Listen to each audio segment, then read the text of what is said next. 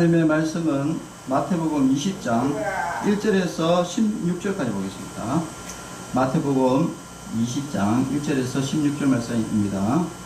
천국은 마치 품꾼을 얻어 포도원에 들여 보내려고 이른 아침에 나간 집주인과 같으니 그가 하루 한 데나리온씩 품꾼들과 약속하여 포도원에 들여보내고 또 제3시에 나가 보니 장터에 놀고 서 있는 사람들이 또 있는지라. 그들에게 이르되 너희도 포도원에 들어가라. 내가 너희에게 상당하게 주리라 하니 그들이 가고 제6시와 제9시에 또 나가 그와 같이 하고 제11시에도 나가 보니 서 있는 사람들이 또 있는지라. 이르되 너희는 어찌하여 종일토록 놀고 여기 서 있느냐. 이르되 우리를 품꾼으로 쓰는 이가 없음이니이다. 이르되 너희도 포도원에 들어가라 하니라. 저물매 포도원 주인이 청지기에게 이르되 품꾼들을 불러 나중 원자로부터 시작하여 먼저 원자까지 삭설 주라 하니 제11시에 온 자들이 와서 한 데나리온씩을 받거늘 먼저 온 자들이 와서 더 받을 줄 알았더니 그들도 한 데나리온씩 받은지라. 받은 후 집주인을 원망하여 이르되 나중 온 이 사람들은 1시간밖에 일하지 아니하였거늘 그들을 종일 수고하여 더위를 견딘 우리와 같게 하였나이다. 주인이 그 중에 한 사람에게 대답하여 이르되 친구여, 내가 네게 잘못한 것이 없노라. 내가 나와 한 데나리온에 약속을 하지 아니하였느냐. 내 것이나 가지고 가라. 나중 온 이 사람에게 너와 같이 주는 것이 내 뜻이니라. 내 것을 가지고 내 뜻대로 할 것이 아니냐. 내가 선함으로 내가 악하게 보느냐. 이와 같이 나중된 자로서 먼저 되고 먼저 된 자로서 나중되리라. 아멘. 자, 오늘 제목은 하나님의 공의, 하나님의 공정, 이런 뜻으로 이제 말씀을 나누고자 합니다. 자, 오늘 일단 제가 말씀을 읽어드렸지만은 그래도 한번 다시 어떤 내용인지 설명 좀 하고 이제 본론으로 들어가겠습니다. 예수님께서 어떤 비유를 하나를 하셨는데 비유 제목은 포도원 품꾼 비유입니다. 그 내용은 이렇습니다. 어떤 마을에 포도원을 아주 크게 하는 어떤 주인이 있었는데 이제 이 주인이 포도원에는 이제 일꾼이 필요하잖아요. 그래서 일꾼을 구하러 이제 시장이나 이런 데 밖에 나갔어요. 나가니까 새벽 6시에 가니까 사람들이 많이 있었어요. 그래가지고 그 사람들을 하고 계약을 했습니다. 여기 보니까 한 데나리온 계약했다는 말하면 우리나라로 말하면 일당. 지금 우리나라 하루 일당이 제가 봤을 때는 8만 얼마 될 것 같은데 우리가 시급이 1,300원이죠. 그러면은 8시간 하면은 하여튼 하루 일당을 대충 계산해 보면은 8만 얼마 되는 것 같은데 그냥 쉽게 10만원으로 합시다. 10만원. 그래가지고 야 10만원 줄게. 가서 일해라. 이렇게 하고 데려왔어요. 그런데 이제 또 주인이 이제 9시에 또 나가보니까 이게 또 사람들이 거리에서 막 놀고 있는 거라. 그래가지고 야 니가 뭐 하냐. 이렇게 그냥 할 일 없이 이제 서 있는 것이죠. 예. 그러니까 할 일 없이 서 있단 말은 일거리가 없다. 일거리가 없어가지고 서 있으니까 야 너희들도 들어가라. 그런데 여기 조금 다른 내용이 있어요. 새벽 6시에 왔는 사람은 한 데나리온이라고 계약을 딱 했잖아요. 근데 두 번째 제3시는 지금 우리나라 시간으로는 9시입니다. 그러니까 새벽이라는 이 말은 새벽 6시를 이야기하고, 왜냐하면 이스라엘은 새벽 6시부터 저녁 6시까지를 이렇게 계산을 하기 때문에, 그러니까 새벽 6시에 보통 일을 시작합니다. 그래서 새벽 6시에 가가지고 한 데나리온, 그러니까 야 우리 10만원에 계약하자. 내 하루 일당 10만원 줄게. 네 일할래? 좋습니다. 네. 하고 들어.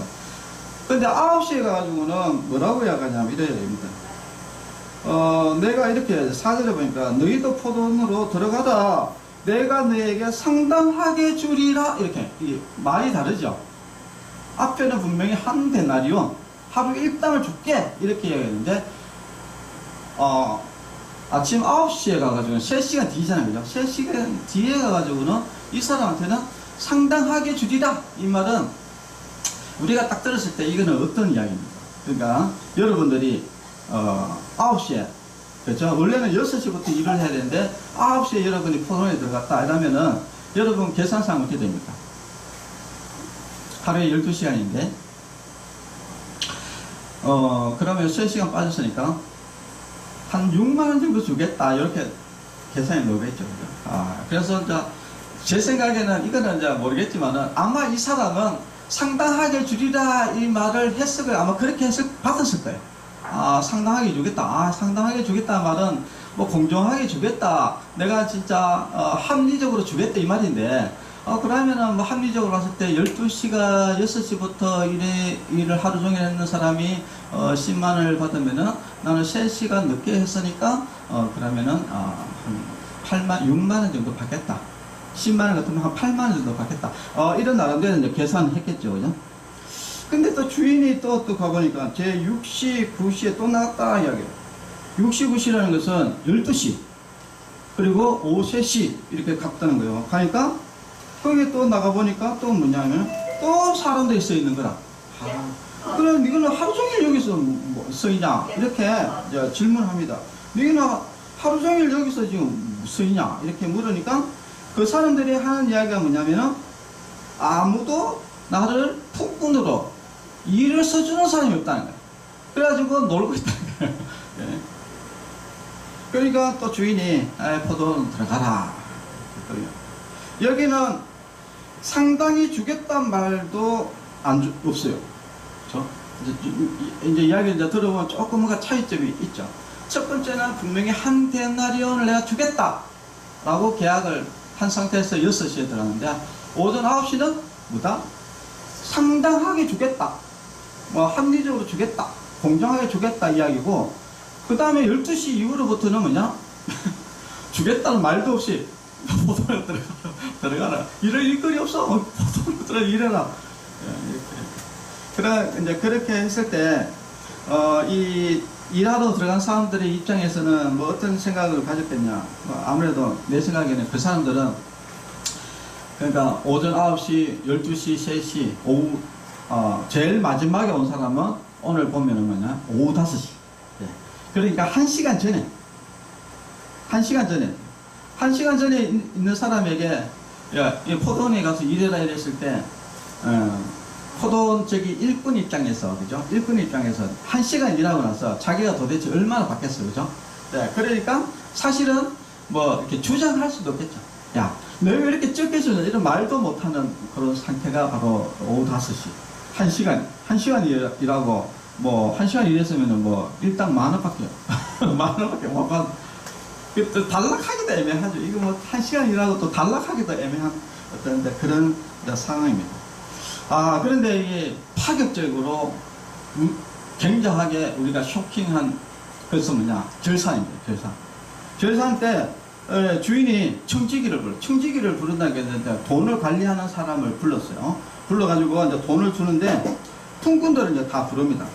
자, 특이한 것은 이 주인이 제일 먼저 온 사람부터 준 것이 아니라 특이한 것은 제일 나중에 온 사람부터 좋다. 이것이 굉장히 좀 특이한 상황입니다. 자, 우리가 이거 보면은 어떤 뭔가 특이한 행동을 했을 때는 여기에 어떤 중요한 어떤 뜻을 내포하겠죠. 그러니까 어떤 내가 뭔가 이게 일반적이지 않은 경우는 뭔가를 어떤 그 설명을 하기 위해서 강요를 하기 위해서 지금 그래 하는 거거든요. 자, 근데 좀 특이하잖아요, 그죠? 아니 어떻게 해가지고 그냥 먼저 우리가 이제 보편적으로는 먼저 온 사람부터 일당을 주는 게 있어요. 일반적인데 그리고 또 우리가 이제 생각했을 때는 뭐 6시 온 사람 야 일당 10만원 자 9시 8만원 12시 6만원 3시 4만원 그 다음에 오후 1시 2만원 만원보다 많이 줬다 2만원 여기 원래 정상적인데 여기에는 어떻게 되냐 거꾸로 줍니다. 거꾸로 어떻게 해야 5, 5시부터 온 사람을 먼저 불러요. 불러가지고 10만원 딱 주는 거야. 그랬더만은 야 이거 좀 이상하잖아요, 그죠? 오후 3시 10만원 일당을 다 주는 거예요. 그냥 이렇게 하니까 이제 여러분, 그런 때문에 여러분 상대적으로 누가 기대감을 제일 갖겠습니까? 상대적으로 누가 기대감을 많이 갖겠죠? 제일 먼저 온 사람, 새벽 6시에 온 사람. 그 새벽 6시에 온 사람은 기대를 할 수밖에 없죠. 왜냐하면 1시간 일했는데도 10만원 줘. 그리고 3시간 일하는 사람도 10만원 줬죠. 그럼 자기는 몇 시간 했는데? 12시간 일했는데. 그러니까 당연히 저 사람보다는 내가 많이 받겠다, 이렇게 이제 잔뜩 기대감을 가지고 있는데, 드디어 새벽 6시에 온 사람이 갔어요. 또 가니까 주인이 뭐라고 이야기했냐? 새벽 6시에 온 사람 10만원 이래요. 이 새벽 6시에 온 사람이 화가 난 거예요. 아니 이게 도대체 이게 뭡니까 이거 불공정합니다. 아니 1시간 일한 사람하고 이 12시간 내내 고생하고 진짜 햇빛에 땀 흘려가면서 일한 사람하고 어떻게 해가지고 똑같이 줍니까? 이거 불공평합니다. 이렇게 따지고 들어간 거예요. 따지고 들어가니까 집주인이 이제 이렇게 이야기하죠. 나는 잘못한 거 없다. 예. 원래 니하고 나하고 계약을 한 달란트 했지 않냐, 계약을. 나는 니하고 나하고 계약을 한 달란트 해서 정확하게 내가 한 달란트 준 거다. 이제 이렇게 이야기를 하면서 이어서 노는 이야기가 뭐냐, 내 것을 가지고 내 마음대로 하는 것 가지고 네가 왜 참견이냐. 내 돈, 그러니까 내 돈 가지고 내 마음대로 하는데, 그러면서 하는 얘기가 내가 써남으로, 예. 내가 써나다 이 말은 1시간 일한 사람한테 10만원 주는 것이 주인의 입장에서 봤을 때는 어땠습니까? 이게 선한 행위죠. 그런 거 여러분 노가다 이렇게 해보면은 새벽에 6시에 가면은 제일 먼저 탁 착출된 사람들이 건강한 사람들, 건강한 사람들을 주인들이 탁 이거 건강하다 데리고 가잖아요. 그죠? 남는 사람들은 뭡니까? 비리비리한 사람들이 남잖아요.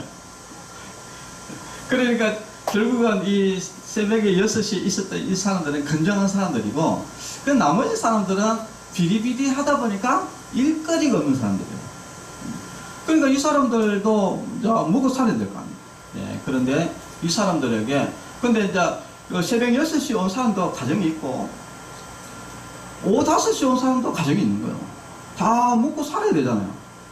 그래서 주인이 그 신발 준 거예요. 왜? 주인이 선하니까. 그 줬는데 여기에 대해서 기분 나쁘다, 악하다. 지금 뭡니까? 결국은 새벽 6시에 온 사람이 그 주인을, 포도원 주인을 지금 악하다고 이야기하는 거 아닙니까? 불공정하다, 당신 악하다, 이렇게 지금 이야기하는 거잖아요. 그죠? 근데 주인이 뭐냐? 나는 잘못한 거 없다. 원래 니하고 내하고 계약을 해서 한 달러도 줬고, 그리고 이 사람들한테 내 돈 가지고 내가 선한 일을 하는데 왜 참견이냐, 이렇게 지금 이야기를 하면서 이와 같이 제일 마지막에 말이 뭐냐, 이와 같이 나중된 자로서 먼저 되고 먼저 된 자로서 나중되리라 라고 이렇게 이야기를 했는데, 도대체 이게 나중된 자가 먼저 되고 이게 먼저 된 자가 또 나중된 자가 이게 무엇이냐, 이런 것들이 지금도 조금 이해가 되지 않는 부분입니다. 그래서 이 포도원 품꾼 비유를 이렇게 들어보면은 주인의 이게 생각이 좀 맞는 것 같기도 하면서 또 뭔가 좀 안 맞는 것 같기도 하고 뭔가 애매모호하면서 이제 그런 것들이 이제 많이 이게 들죠, 그죠?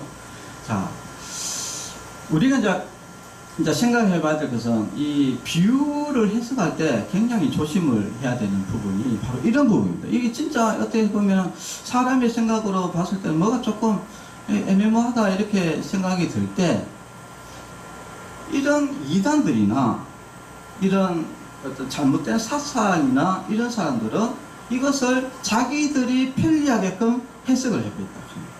그건 굉장히 이제 조심해야 됩니다. 제가 한 날은 여기 이제 CBS라는 방송국이 기독교 방송이거든요. 그리고 굉장히 알려져 있는 방송인데 거기에 보면은 잘잘법이라는 한 코너가 있어요. 잘잘법. 예, 잘 먹고 잘 사는 법. 예, 이렇게 해가지고 잘잘법이라는 코너가 있는데 거기에 김학철 교수라는 연세대 신학교 교수인데 자, 이 사람이 이제 여기 오늘 포동 품꾼 비유를 이제 설명을 했는데 어떻게 설명하냐면은 이렇게 설명하는 거예요. 아리스토텔레스 이야기를 하는 거예요. 아리스토텔레스가 공정에 대해서 이렇게 이야기했다 이렇게 한 거예요. 뭐냐면은 법적으로 자기가 더 가질 수 있지만 자기 것을 적은 몫으로 만족하는 사람이 공정한 사람이다. 이렇게 이야기를 해요. 그러니까 아리스토텔레스가 공정한 사람이 어떤 사람이냐? 그러니까 자기가 더 가질 수 있는데 자기 것을 덜 가지고 만족하는 사람이 공정한 사람이다. 이렇게 이야기하면서 오늘 포동 품꾼의 이 주인이 아리스토텔레스가 말하는 바로 그런 공정한 사람이다. 원래 주인은 자기가 더 가질 수 있어요. 가질 수 있었다. 무슨 말이냐면은 품삯을 원래 이제 사람의 합리적인 공통정대로 다 주면은 자기가 주인이 많이 남을 거 아니에요. 그죠? 주인이 많이 남는데 그것을 자기는 안 남기고 다 나눠줬다 이야기예요. 그래서 아리스토텔레스가 이야기하는 그 공정한 사람, 바로 자기가 더 가질 수 있지만은 자기 것을 안 가지고 만족하는 사람이다. 그것이 바로 이 포도원 주인이고 이것이 바로 하나님의 공정이다. 이야기를 이제 그 다음에 하는 게 뭐냐? 이제 경제활동. 경제활동이라는 게 무엇이냐? 인간답게 사는 삶을 유지하는 것이 우리 사회와 국가가 목표로 하는 경제활동의 최종 목표다. 이것을 포동품꾼 비유에서 이야기하는 최종적 목적이다. 이렇게 이야기를 하면서 포동품꾼 비유를 통해서 그 마을에 있는 그 사람들이 포동품꾼의 주인, 포동 주인이 최소한의 그 자기가 공정한 사람이었기 때문에 그 마을에 있는 모든 사람들이 최소한의 경제를 누릴 수 있었다. 이렇게 이야기를 하는 거예요. 이야기를 들어보면은 굉장히 그럴듯한데, 근데 여기는 이제 문제가 있습니다. 예, 어떤 문제가 있느냐. 처음에 딱 들어올 때 아리스토텔레스의 공정, 철학을 이야기하잖아요. 그죠? 그 철학을 가지고 포동품꾼의 비유를 해석에 들어갑니다. 그리고 결국은 그 포동품꾼의 비유가 아리스토텔레스가 이야기했던 그런 그 공정을 이야기하는 것이다. 그것이 하나님의 뜻이다. 하나님의 공정이다. 뭐 이런 식으로 이야기를 해 들어간 거죠. 이게 무슨 말이냐면은 처음부터 어떤 하나의 사상을 가지고 성경을 해석해 들어간 거죠. 이게 뭐냐? 주로 이단들이 하는 행위들이다. 굉장히 위험한 것이다. 그래서 우리가 이제 성경을 해석할 때 굉장히 조심해야 될 것이 뭐냐면은 자기의 어떤 생각을 가지고 이 성경을 막 해석해 들어가려고 했을 때 결국은 이단이 생깁니다. 이 비유가 왜 나왔는지를 우리가 먼저 보면 되거든요. 그러면은 이 비유가 마태복음 20장에 나왔잖아요. 그죠? 그러면은 이 비유가 나오게 된 원인이 마태복음 19장에 나올 거 아닙니까? 그죠? 마태복음 19장에 보면은 뭐가 나오냐면은 부자 청년 이야기가 나옵니다. 부자 청년이 뭐라고 이야기합니까? 내가 무슨 선한 일을 해야지 영생을 얻습니까? 영생에 대한 질문입니다. 영생. 예. 자, 그러면 우리가 이 상식적으로 딱 생각했을 때, 영생에 대한 질문이 이어지고 나서 그 다음 비유가 이렇게 나왔으면은, 이 비유가 영생에 관한 비유겠구나 라고 일단 우리가 이제 생각할 수 있잖아요. 자, 이 부자 청년이 이제 그 영생에 대한 질문을 합니다. 그러니까 예수님이 뭐라고 합니까? 이렇게 이야기하죠. 네가 참 이때까지 착하게 살아낸 것은 좋다. 그런데 네가 한 가지 부정한 게 있는데 그건 뭐냐? 네 재산을 다 팔아가지고 가난한 사람들에게 나눠주고 예수님을 따르라, 나를 따르라, 이렇게 이야기하니까 이 부자 청년이 근심을 하면서 가버린 거야. 왜냐? 재산이 너무 많아. 그러니까 그 재산을 팔라니까 아까워. 예. 그러니까 예수님 못 따르겠다. 결국은 근심해서 이제 갔습니다. 그러고 나니까 이제 그 다음에 이어지는 게 뭐냐? 제자들이 예수님을 따로 만나서 이야기를 하는 것이죠. 아니, 예수님, 아니, 부자가 천국을 못 가면 도대체 누가 천국 갑니까? 예. 이렇게. 왜냐면 이제 그 당시에 이제 부자라 그러면은 사람들이 인식이 진짜 하나님한테 복을 받아가지고 부자가 됐다, 이렇게 생각하는 사람인데, 근데 부자들은 하나님이 진짜 어떻게 보면 복을 받는 사람인데 그 사람들이 천국 못 가면은 그럼 누구, 우리 같은 거지 같은 사람들은 다 어떻게 천국 갑니까? 이제 질문을 했어요. 자, 그렇게 하면서 이제 또 베드로가 이어서 뭐라고 이야기하냐면 이렇게 질문합니다. 예수님, 우리가 예수님을 따르기 위해 가지고 가족과 직업이가 모든 걸 다 내려놓고 내가 예수님 따랐습니다. 그러면은 우리가 무엇을 얻습니까? 이렇게 질문합니다. 이제 최종적인 질문은 뭐냐? 이 베드로의 질문입니다. 우리가 모든 것을 다 내려놓고 예수님을 따랐다. 그런데 이 부자들도 천국 못 가면 도대체 우리는 뭘 받느냐 이야기거든요. 나는 모든 걸 다 내려놓고 예수님 따랐는데 그럼 우리한테 뭐가 있느냐 라고 이야기를 하니까 예수님이 이렇게 이야기하죠. 예수님이 내가 진실로 너희에게 이르노니 세상이 새롭게 되어 인자가 자기 영광의 보호자에 앉을 때, 이 말은 예수님이 이제 부활하시고 이제 원래 자리, 하나님의 자리로 갔을 때, 그때 이스라엘 12지파를 네가 심판할 것이다. 12 제자들이 심판할 것이다. 내 이름을 위하여 집이나 형제나 자매나 부모나 자식이나 전투를 벌인 자마다 여러 배를 받고 또 영생을 상속하리라. 영생을 상속할 것이다. 라고 이렇게 이야기하면서 먼저 된 자로서 나중되고 나중된 자로서 먼저 될 자가 많으니라. 라고 이렇게 이야기를 하고 나서 그 다음에 이 포도원 품꾼 비유가 이어집니다. 자, 그런 이제 포도원 품꾼 비유는 무슨 내용이냐면은 제자들에게 하는 이야기고 그리스도인들에게 하는 이야기입니다.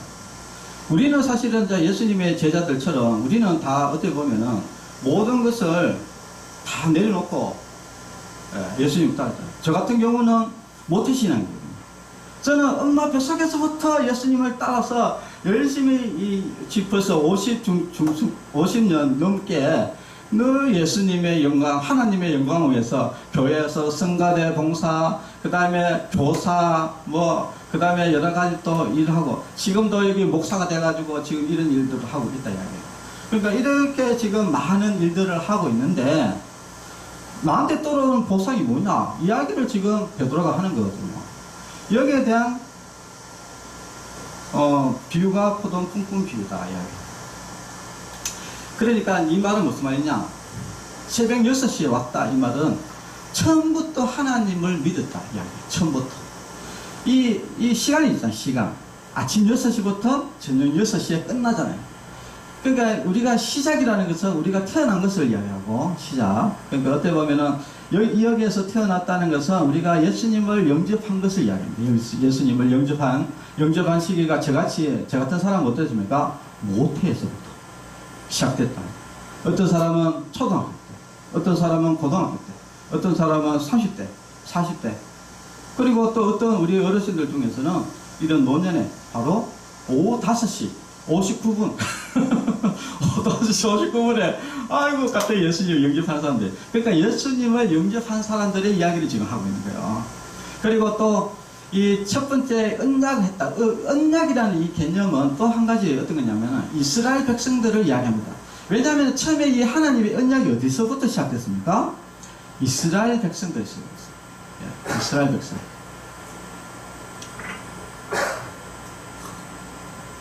자, 그러면은 이제 우리가 이게 조금 이제 이해가 됩니다.